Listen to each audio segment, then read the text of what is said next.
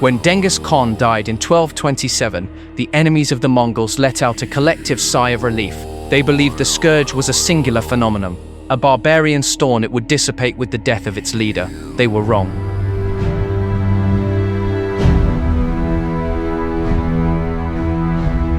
The transition of power was not a collapse, but a calculated pause. 2 years later, a Subutai elected Genghis's third son, Ögedei, as the Great Khan. Ögedei was not the warrior his father was, but he was a brilliant administrator. He did not just want to raid the world, he wanted to rule it. In 1235, he convened a massive planning session and authorized a campaign that would make Genghis's wars look like skirmishes, the total conquest of the Western world. To lead this massive Western expansion, Ögedei appointed his nephew Batu Khan as the political figurehead. But the military mind behind the operation was the aging but brilliant Subutai. Now in his 60s, Subutai famously said he wished to wash his sword in the Great Sea, the Atlantic Ocean. He commanded an army of 150,000 men, a logistical beast that moved with terrifying speed. Their first target was the Rus principalities, which had forgotten the lesson of the Kelka River. In the winter of 1237, a season when armies usually slept, the Mongols struck. They used the frozen rivers as highways for their horses. The city of Ryazan refused to surrender. It was annihilated. Moscow, then a minor trading post, was burned to the ground. In 1240, they reached Kyiv, the mother of Rus cities. The siege was brutal. Mongol battering rams pounded the walls day and night until the city fell. The destruction was so complete that a papal envoy passing through years later reported seeing countless skulls littering the plains. The Mongol yoke over Russia had begun, a dominance that would last for centuries. With the Rus subdued, the road to Europe was open. In 1241, Subutai planned a campaign that is still studied in military academies today for its coordination. He faced a massive coalition of European powers, the Kingdom of Poland, the Teutonic Knights, and the Kingdom of Hungary. To prevent these forces from joining together, Subutai divided his army, a violation of traditional military wisdom, but a necessity for his plan. He sent a smaller diversionary force, roughly 20,000 men under Bydar and Kaydan, north into Poland.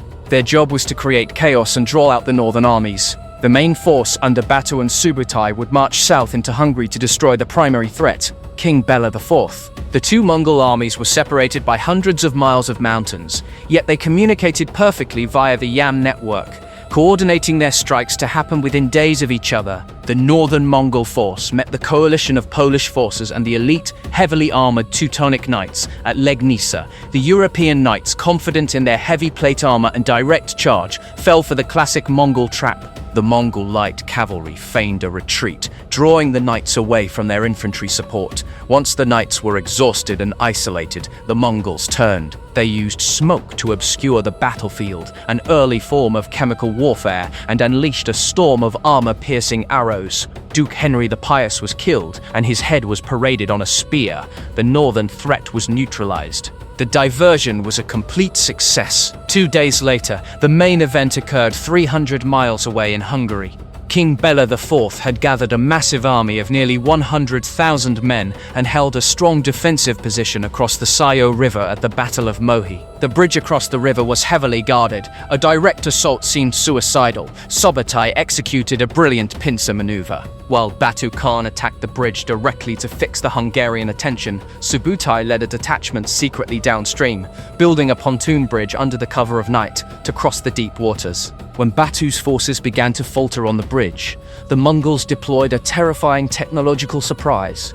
Chinese siege engines, catapults and ballistas used as field artillery. They blasted the Hungarian crossbowmen on the opposite bank with explosive bombs and stones, the first recorded use of artillery support in a field battle in European history. As the Hungarians reeled from the bombardment, Subutai's flanking force appeared from the rear. The Hungarian army panicked and retreated into their fortified camp. The Mongols surrounded the camp but left a single gap open, a golden bridge. Terrified soldiers streamed out of the gap, thinking they were escaping, only to be run down easily by the Mongol cavalry in the open field. It was a massacre. The Kingdom of Hungary effectively ceased to exist. By early 1242, the Mongols were camped on the plains of Hungary. The path to Vienna lay open.